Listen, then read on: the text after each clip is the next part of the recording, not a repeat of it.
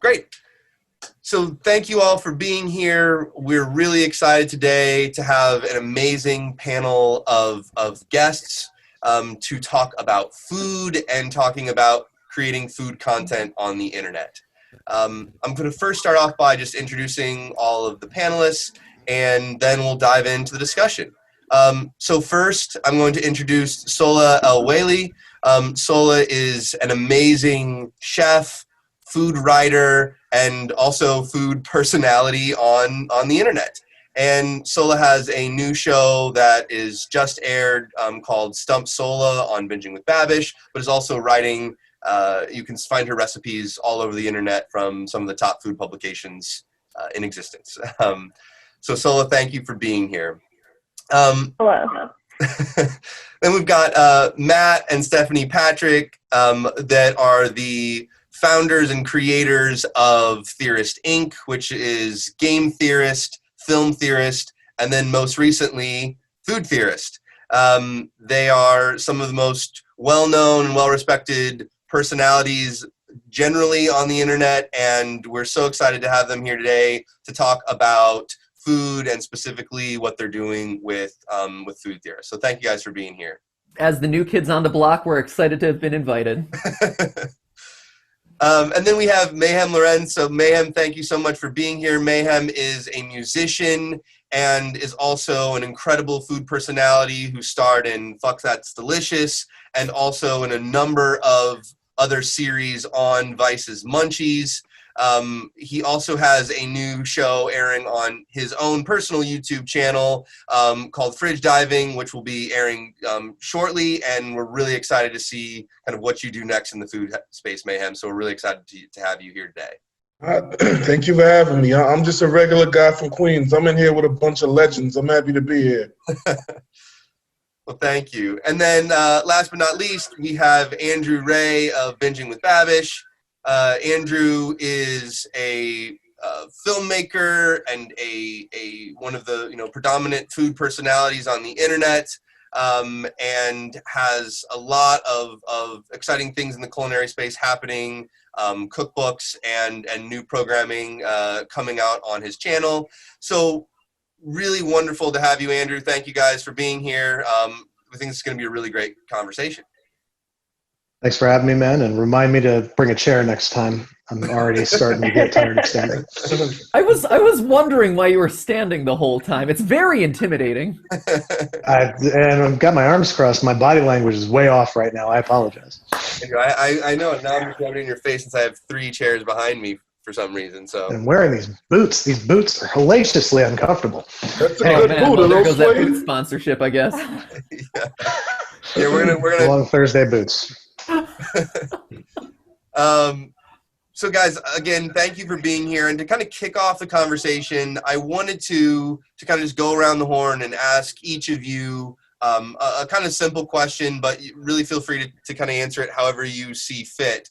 And I guess the main question being, why do you create food content online? What is it about the medium or just, creating content online around food that is important for you? So maybe Andrew, we'll kind of kick it off with you.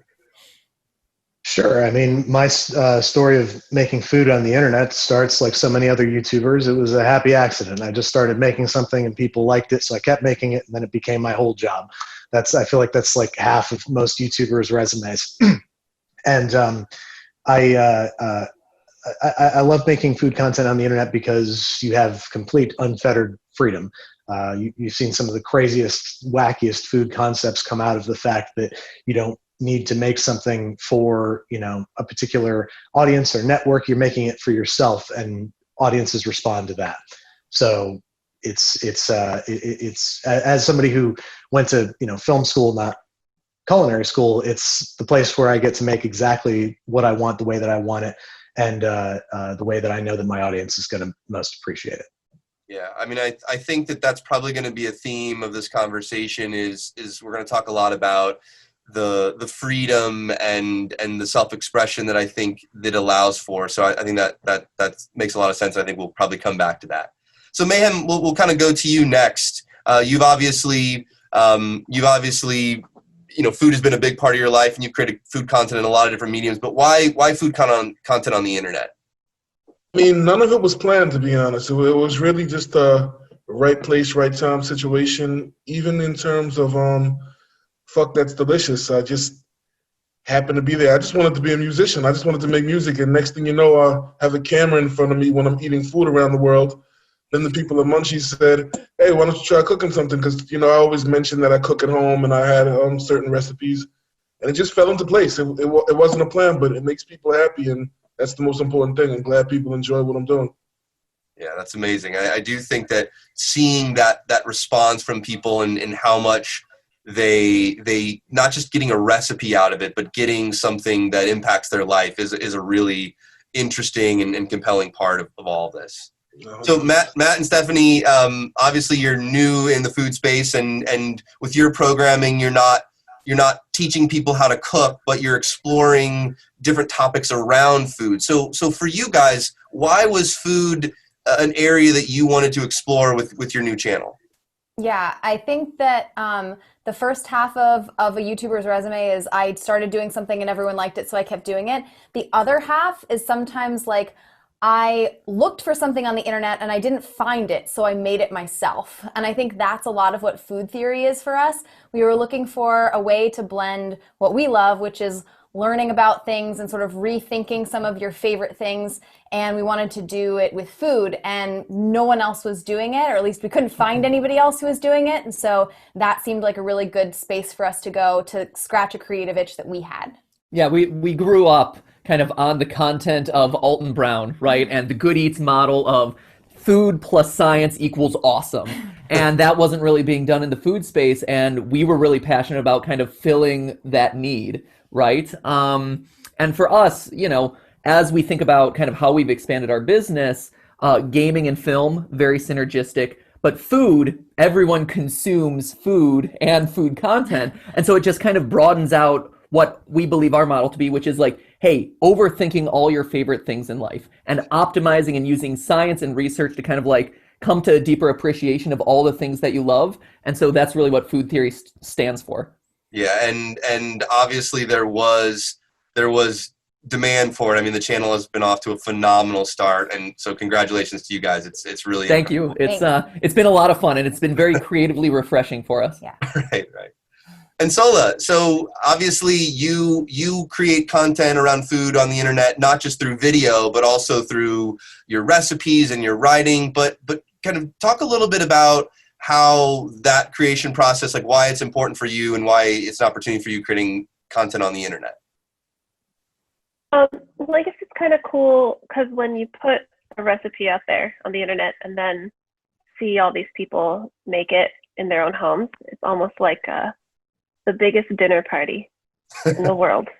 Everyone's invited. I feel like I can share food with more people through the internet than ever with like the restaurant, with the people coming to my home and eating the food. Like it's kind of cool that like, yeah, everybody's out there making chicken korma. That's fun. It is incredible, and maybe we'll talk a little bit more about this too, but the collective impact on in this panel alone in terms of introducing a recipe. But if you look at other food creators, there's probably, dishes or recipes that you're introducing that are inspiring, hundreds of thousands, millions of people to actually try in their own homes. And I think that does have an effect over time of new foods that people are trying. And I think we'll maybe touch on that again around, food trends and other kind of dishes that maybe people are getting exposed to for the first time through a lot of the work that you guys are doing, which is exciting. Next, we're kind of going to move into just like a word association game, just to kind of get the conversation flowing. Feel free to give us quick answers. First thing that pops to your mind, but also if you guys have more to say about a particular topic, let's just dive in there and we can talk more about dive more into those individual topics. So the first kind of thing I'm going to throw out to you guys as a group is kind of tied to what you were just saying, Sohla, which is recipe selection, topic selection for an episode. Andrew, maybe I'll throw that one to you.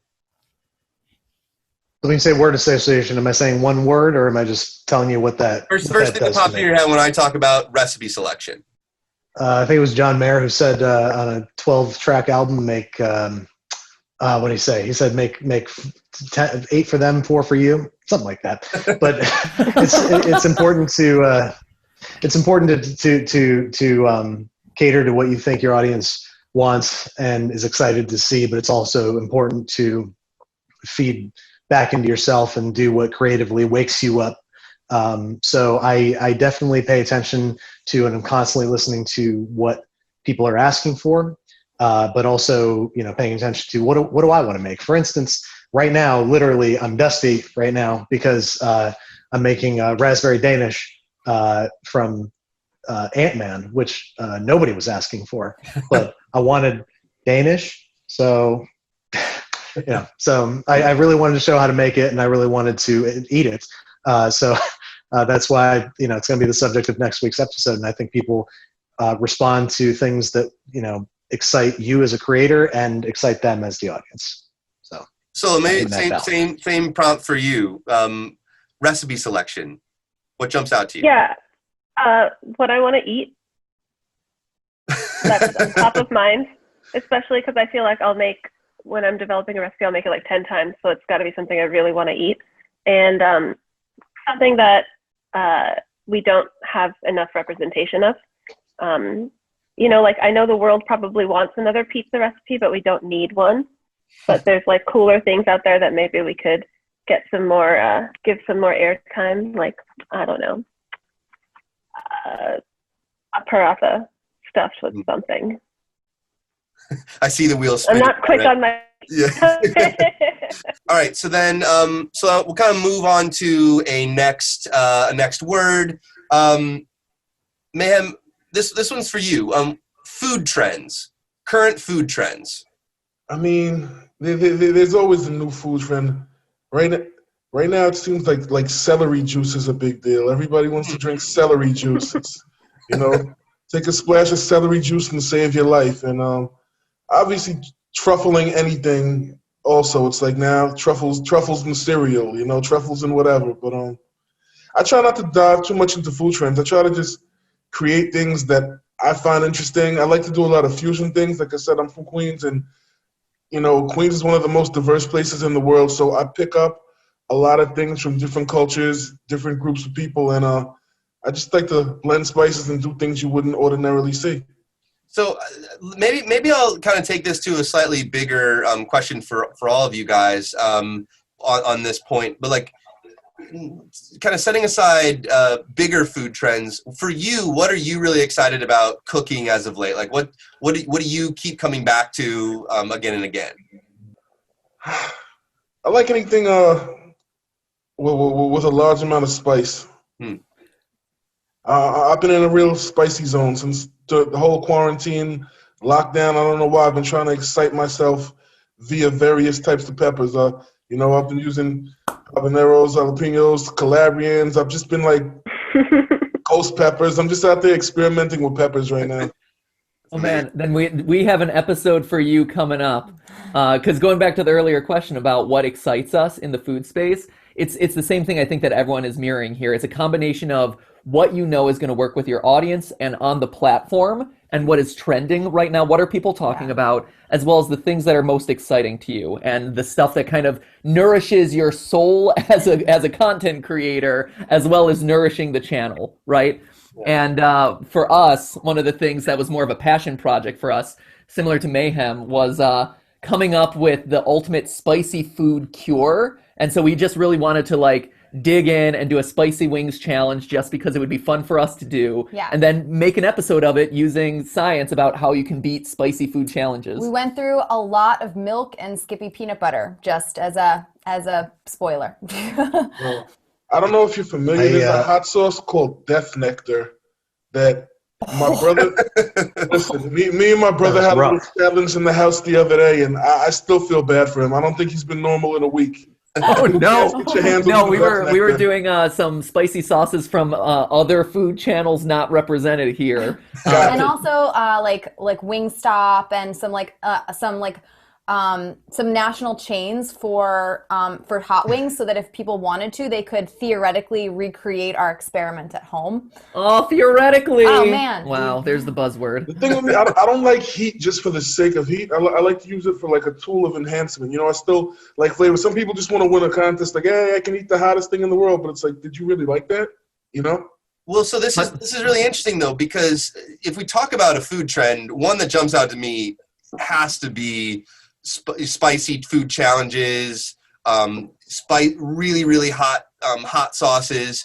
And I wonder, I mean, it's really interesting, Matt and Seth, to hear kind of how you're leaning into that trend, knowing that there's a conversation around, there's the internet is crazy about hot sauces.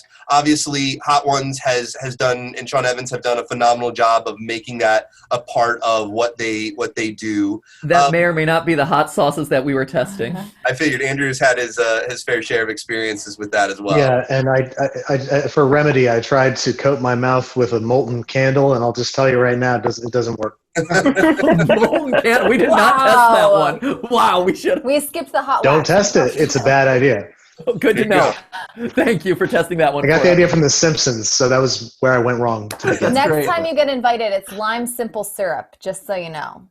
Lime simple syrup. Good to know. Thank you. So I guess this is a really an interesting thing for us to discuss, is the balance of what works well on the internet. And you know, Andrew, you put it, you know, some for them, some for you. What works well, you know, to the masses, but also making sure that you're doing what you guys love. And speaking of an obvious trend like hot sauce, how and those type of components, because of course, you know, I know it can be everything from pizza. Sohla, there's, you know, we were talking about this earlier around how pizza recipes just crush it, right? But how do you appeal to people's desire to see stretchy cheese and still do something unique and original and exciting? And I wonder, you know, Sohla, maybe I'll throw this to you. How you think about that? How you try to balance that? Or does that even play into your consideration? Are you trying to look for those things that people are going to grab onto, but then you're going to use that as a jumping off point? Or are you just like, no, I'm going to make something that tastes delicious and not going to speak for itself? I mean, I like stretchy cheese. Nothing wrong there. I don't think that I think enough about like what people are going to click on and what people are going to like. So I do have some recipes that are just like total flops. But it's cool because you guys think about that stuff.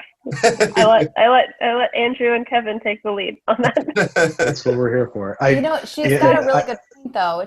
The universality of food is actually a double-edged sword, because there are massive food trends that aren't food trends on YouTube. And I think one of the things about spending a ton of time on YouTube and being like really entrenched in YouTube culture, you can sort of suss them out or figure out sort of what you can actually sort of take advantage of on this platform versus what's just in the bigger food vernacular. Like truffles are really popular, but just throwing truffles into a title in a YouTube video might not really get the job done. But you know, if McDonald's has a really exciting activation and you put McDonald's in a title, that's something that the internet really latches on to. So food trends are not always the same in the bigger world as they are on YouTube. So it's just sort of figuring out what YouTube as an audience is going to respond to. Yeah.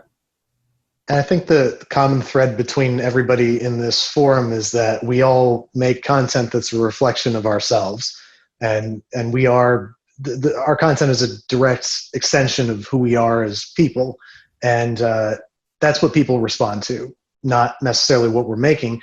If we were chasing virality, every single episode that I put out 2 years ago would have the word slime in the title, but that's not what we're trying to do. We're trying to make, you know, good programming that is a reflection of us. And that's what I think people respond to. And I think that's what we've all individually built, is followings that they follow us for who we are and what our take on it. Like when I was on my my last book tour, somebody asked me to make, I can't remember what they asked me to make, but basically Chef John had done like a perfect exploration of this dish, and I was like, I think Chef John has that one covered. And she was like, I know what he has to say about it. I want to hear what you have to say about it. So I've been trying to, you know, accept that into my heart when I when I choose what I'm doing for the next episode, that people want to hear what we have to say.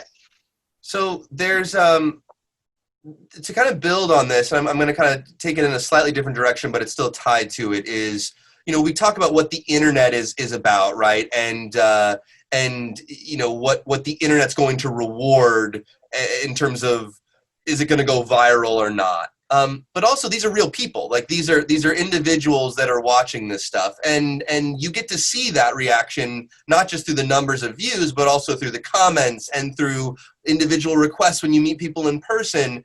And to put this all into perspective, like cumulatively for you guys, you've reached hundreds of millions of people have watched your videos, billions of people even, and that's a lot of people watching food content. And I wonder. How does their feedback, requests, or things that you're, even individual people that you see as in a comment of like, I would love to see this. Does that play a role into how you are designing the dishes that you select or the content that you're making? And how do you balance that with all these other factors that we've been talking about? I'll kind of throw that out to the group.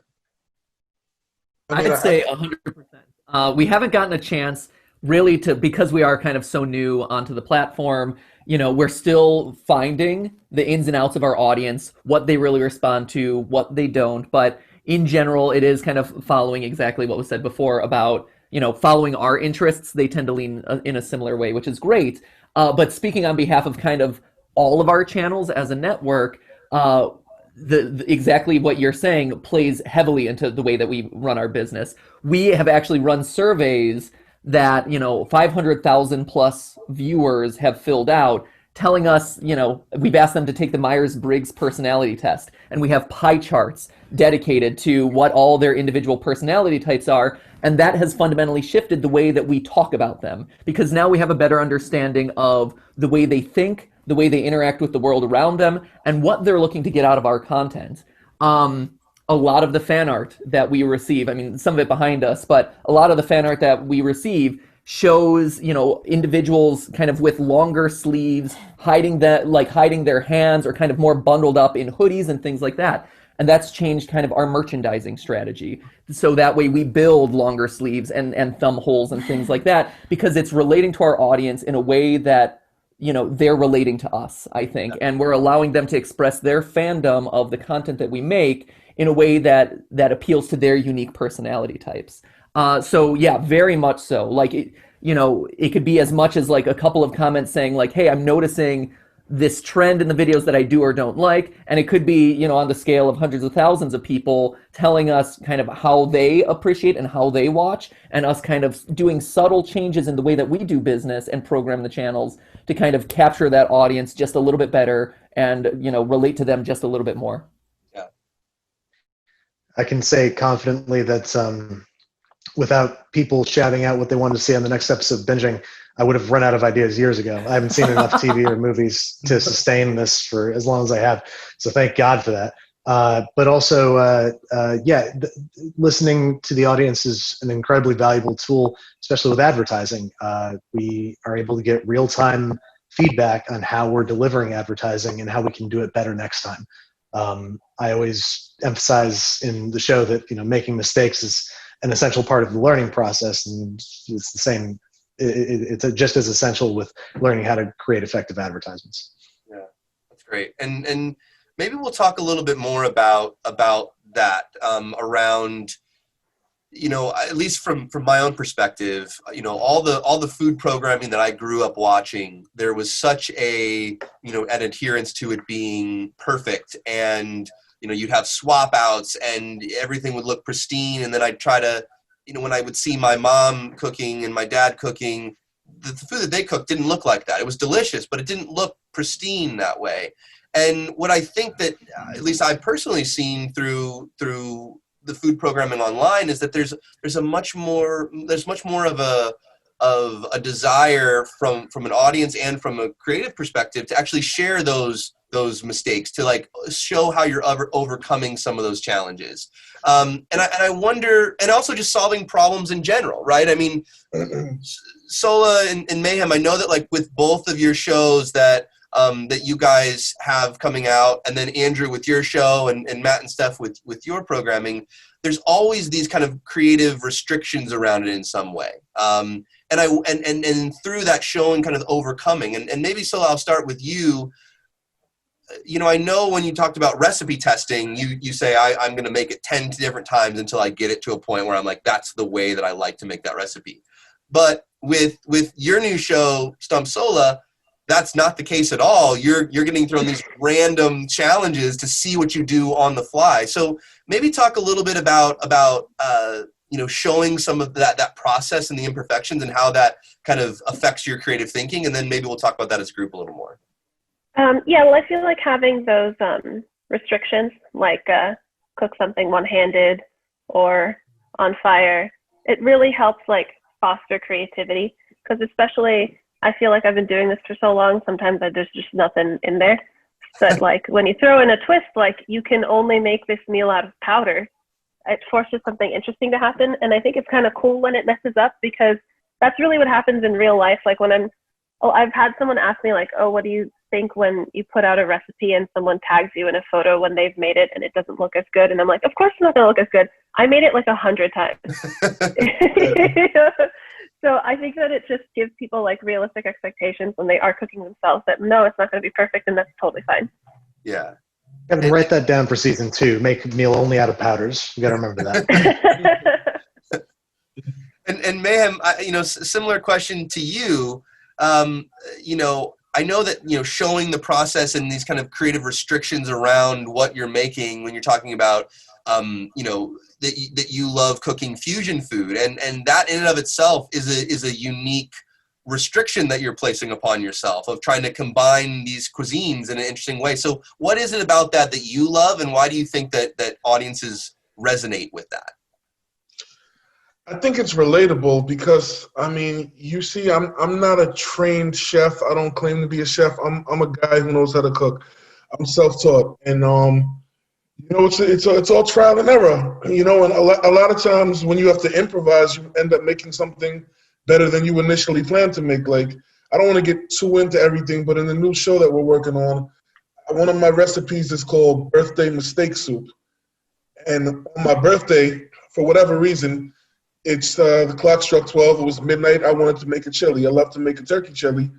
Then I realized that I didn't have 2 of the key ingredients, so I had to randomly flip what I started, and it was a birthday mistake soup that I actually like that soup better than my chili now. So kind of like things happen. You know, you make the best of it. Trial and error, improvise, and restrictions are a part of that. And I think that, to me, as someone who cooks at home as well, it's one of the most exciting parts about it. It's freeing when you realize there aren't written rules. I can go and figure this out. I can go and try these different things, and that's part of at least my enjoyment of it. And I think that you're right. It does become really relatable. And I know, Andrew, you've talked about this, you know, for years, and people always say, I love how you show your mistakes. And what role do you think that has played in the channel's success? And how do you think about that? Like, why that's effective for people when they're watching? I do take every opportunity I can to show when I've made a mistake, not only so people don't make the same mistake, but also so they see that, you know, I am like Mayhem. I'm not a trained chef. I'm an amateur, and I want people to know that. I want them to think, if you know, if this guy can do it, I can do it. Whenever they see me, you know, spill flour everywhere, burn myself badly, and I try to leave the. I just didn't expect that. And yeah, no, I make every effort to keep it in there because it connects the audience to you in a different way. Because what you were talking about, that perfection that you'd see on TV, Alton Brown was one of the first people to, you know, sort of break that mold, because for the longest time, television food programming was perfect people in their perfect house making perfect meals on their first try for their perfect spouse and their perfect dog. And YouTube has ushered in the era of, you know, people making a mess and people making mistakes, and it making cooking at home and trying it yourself more accessible and more possible. Yeah. For us, I think it's also one of those things that really helps us balance the channel a little bit, especially with the food vertical. when you're doing an educational video, there's a tendency or a worry that you're going to come off as like know-it-all or bossy or pretentious because you're explaining stuff and you're like maybe explaining scientific concepts and stuff like that. But especially with food theory, Matthew is actually like a notoriously bad cook, like worst, awful. I can make popcorn. Yeah, popcorn. Popcorn, really and well. period. It sounded like the list was going to go on, but that was about all I could come up with. So on, when we're running food experiments and stuff, we get help, we do whatever we need to do to make it work, but we try to be very accurate when it comes to the science, the food science and the theory behind what we're talking about. But when it comes to the execution, it's literally something that, hopefully anyone could recreate at home. There's nothing, there are no barriers to entry because we're starting with ground zero when it comes to cooking skills. So ground it zero. Makes it very relatable. That's hi, I'm ground zero.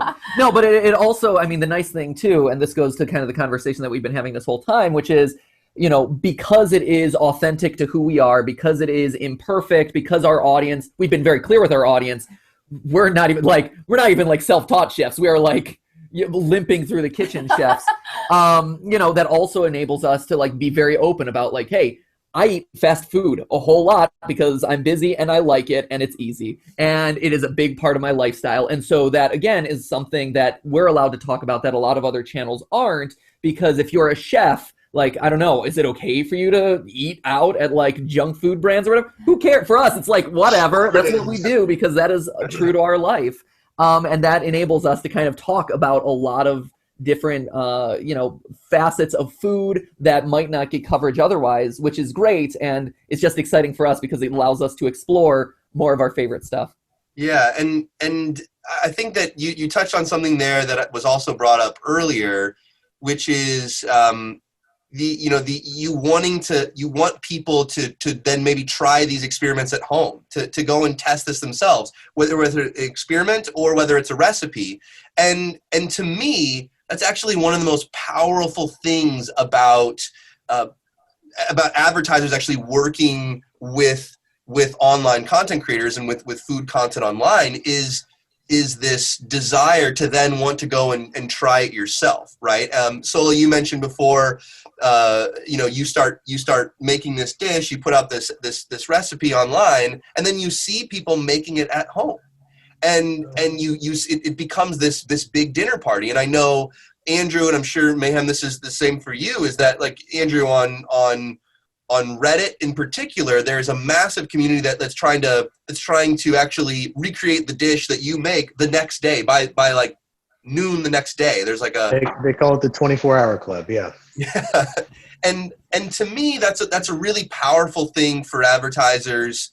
That they not only get the association and the exposure, but there's almost this like implicit call to action, right? Of try this at home. And so that being one component that I think is valuable to advertisers, but maybe we could talk a little bit about some other unique opportunities for advertisers and kind of working with the food vertical online that present itself kind of uniquely to food and to online stuff. I don't know, Matt and Seth, maybe you guys want to start there?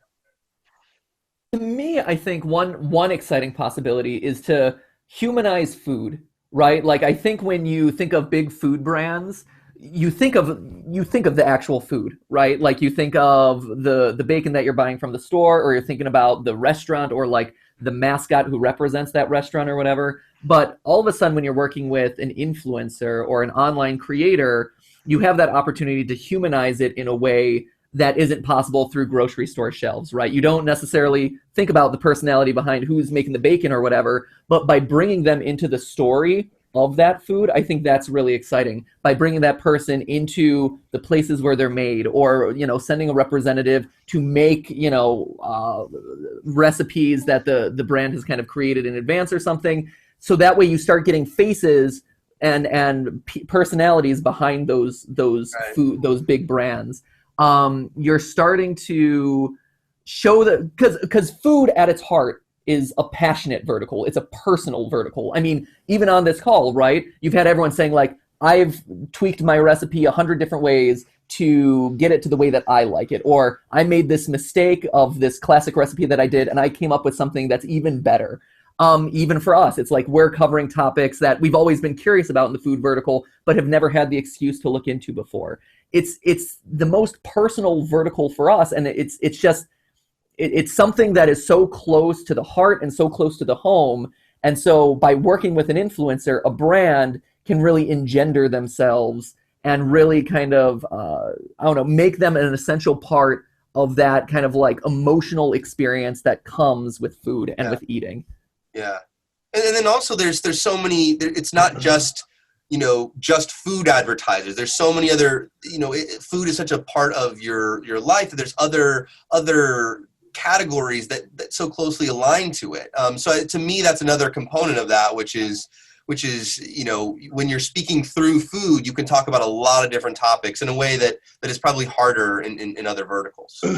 And food really reaches everyone. There's no bounds on that. Like to be honest, like I said, I do other things. I do art, I do music, and that's a smaller demographic. But it's like food. I have grandmothers run up to me. I have people scream Hennessy shrimp out the window and speed away. Like, I was in Philadelphia recently, and this is a funny story. I got out the elevator. I was in a hotel. I got out the elevator.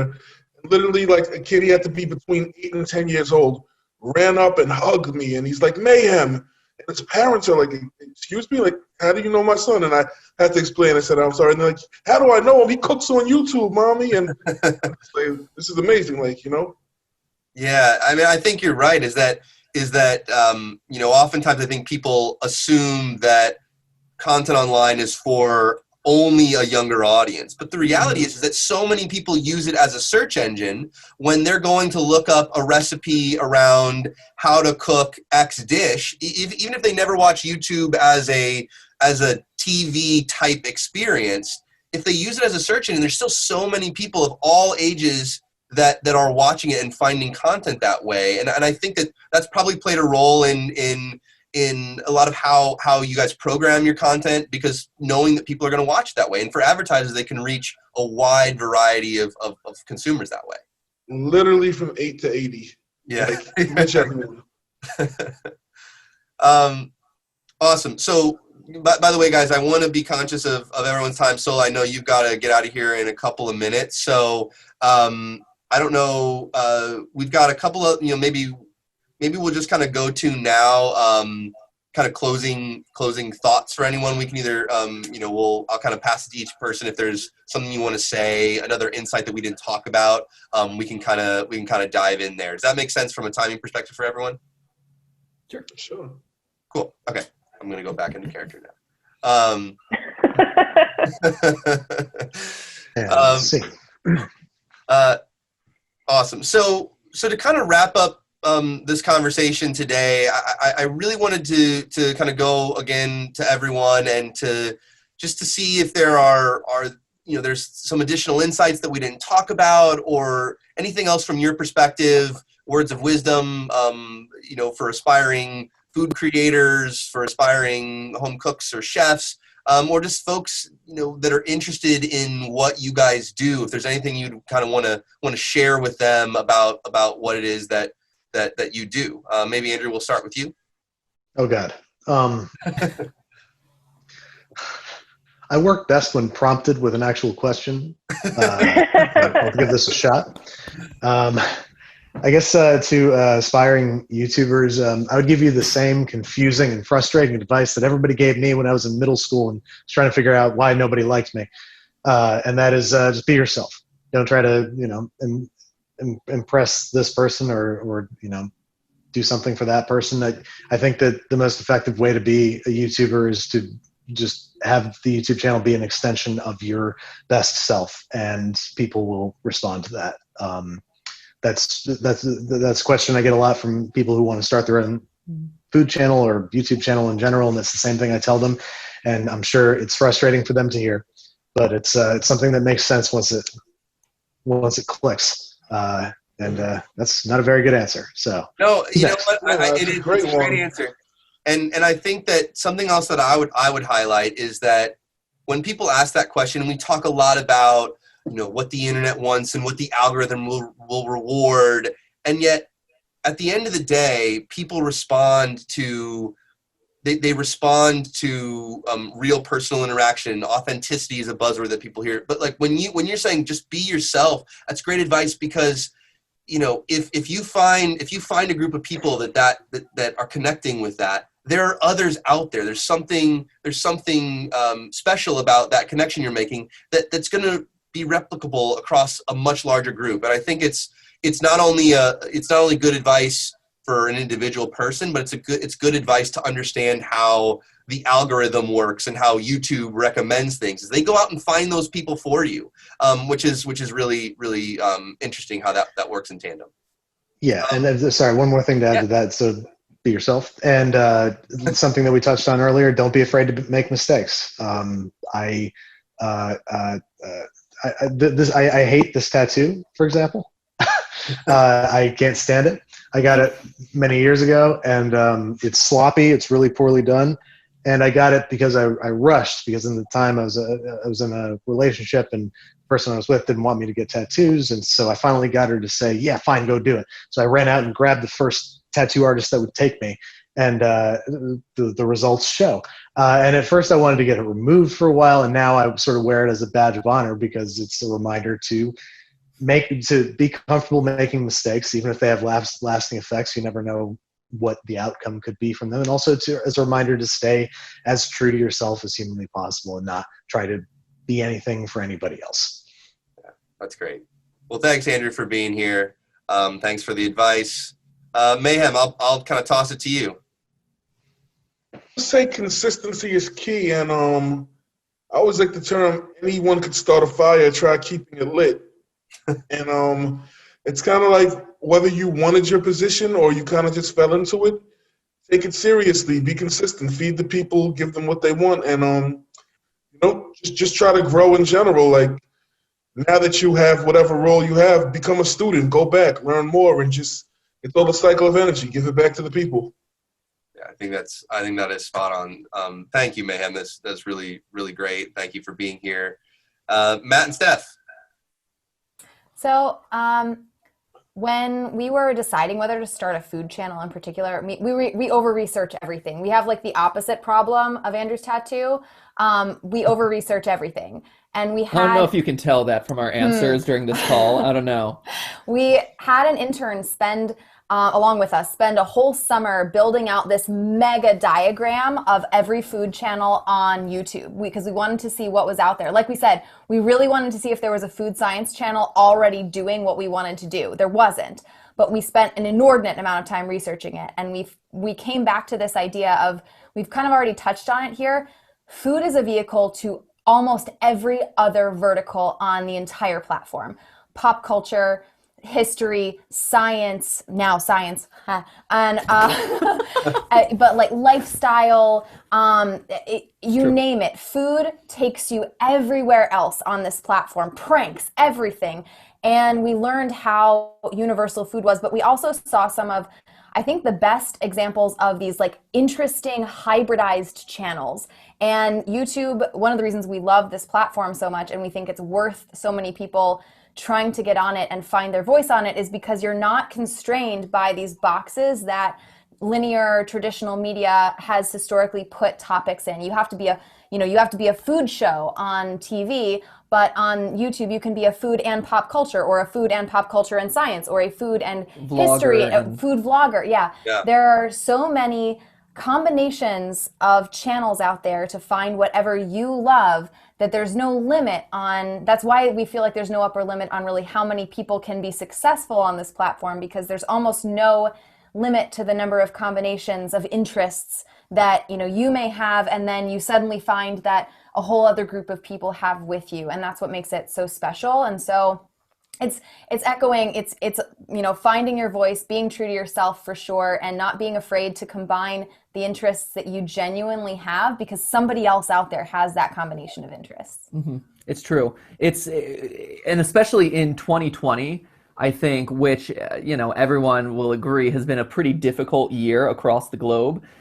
Food is one of those things that you've seen everyone kind of go back to, right? where everyone has reconvened in the kitchen. They've started to reconnect with families. They're starting to look at, when restaurants are closed, what do? I cook at home, right? And so I think food has been kind of a good safe space and a good shelter amongst the buffeting that 2020 has provided people. And so now more than ever, food content is at a height of popularity, at a height of power, and is just so emotionally is so emotionally important to so many of the viewers out there that it's not just delivering recipes, it's not just delivering entertainment, but it's delivering relief and connection, and connection at a time when that's so hard to find. Yeah, that's great. Well, thank you guys for being here. We really appreciate your perspective. And then Sohla, I'll kind of end it with you. Any kind of final words for the audience? For an aspiring cook, perhaps? or anyone else who just share kind of anything else that from your perspective you think would be important for people to hear and know. Well, I guess if you are getting into cooking, I guess just be prepared to make a lot of mistakes and fail a lot. Things aren't going to look right the first time you do it, but cooking is really just about practice and repetition, and just like it really just take a lot of time. So if you make something and it doesn't work out, like don't get frustrated, just make it again and again and again. Like I make it 100 times before it looks perfect for you. So, just keep going and don't be afraid to mess up. It's amazing. Well, everyone, I really appreciate you being here. I really think this is hopefully going to be, eye-opening for folks, and we hope to do more of these in the future. So thank you guys again, and we'll talk to you soon. My pleasure. Good. Thank you. That's a wrap. Thank you guys. Really though, seriously, thank you. That was awesome. I know I talk to you guys individually all the time, but it was really fun to have you all on a call and to be able to just ask these questions for myself. So. Hey guys. Bye. Follow up. It was nice to have human contact. Nice to see for a little everybody. bit. This was great. Great. So that's Got all. it. You'll hear No from me problem. later today. Cool. Thank Good. you. Thanks, everyone. Awesome. Bye. Thanks, everyone. All right, bye guys. Thank you. Good Bye. seeing you guys.